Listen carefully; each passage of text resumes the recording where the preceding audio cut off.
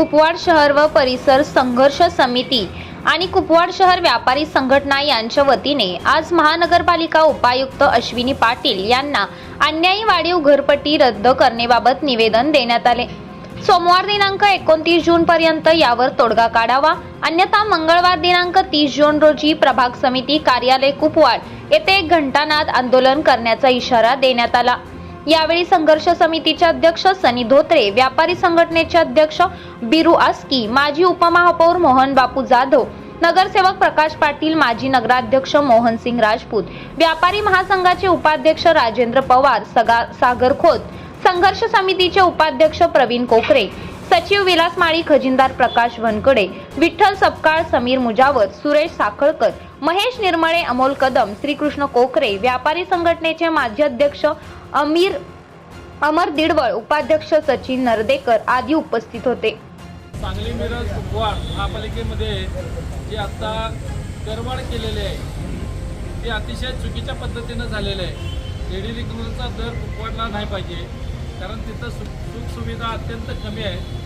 विकसित भाग नाही आहे, तो गुंठेवारी भाग असल्यामुळं त्या ठिकाणी कुठल्याही सुविधा नाहीत। या भागचा सर्वे वेगळा करावा, मिरजे आणि सांगली प्रमाणात त्यांना करू नये अशी आमची कुपवाडकरांची मागणी आहे। त्या ठिकाणी या पुढच्या काळात जर ही घरपट्टी कमी नाही झाली तर मोठ्या प्रमाणात आंदोलन होण्याची शक्यता आहे। याची गांभीर्यानं प्रशासनानं दखल घ्यावी असे एक आमच्या संघर्ष समितीच्या वतीनं मी त्यांना मागणी करतो। आता उपायुक्तांची भेट झाली आणि आमच्या ज्या तक्रारी होत्या, कुपवाडकर नागरिकांच्या वतीने ज्या समस्या होत्या त्या आम्ही उपायुक्त मॅडमला आम्ही दाखल केल्या।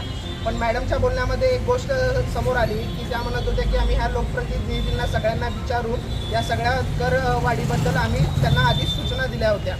आमचं म्हणणं आहे की ह्या सगळ्या जे करवाढ झाली आहे ती प्रशासकीय जेव्हा नेमणूक होती त्यावेळी केली गेली आहे, आणि जर का ह्या लोकप्रतिनिधींना सांगून जर का या गोष्टी झाल्या असतील तर आम्हाला या प्रश्नाचं उत्तर नगरसेवकांनी, आमदारांनी आणि खासदारांनी आमच्या समोर मांडावं। पालकमंत्री पण देखील जबाबदार आहेत की ही जी करवाढ आहे ही चुकीची असताना देखील त्यांनी त्या गोष्टींना पाठिंबा कुठल्या पद्धतीने दिला कुपवाडमध्ये, आणि ह्या पुढचा हा जर का विषय महासभेत घेतला आणि आम्हाला पण कळू दे की कुठला नगरसेवक या घरपट्टीच्या समर्थनार्थ आहे आणि कुठला नगरसेवक ह्याच्या विरोधात आहे, आणि ह्यापुढे आम्ही मग ते की लोकशाहीच्या पद्धतीने आम्ही त्यांना त्याचा जाब किंवा आम्ही प्रत्युत्तर देऊ।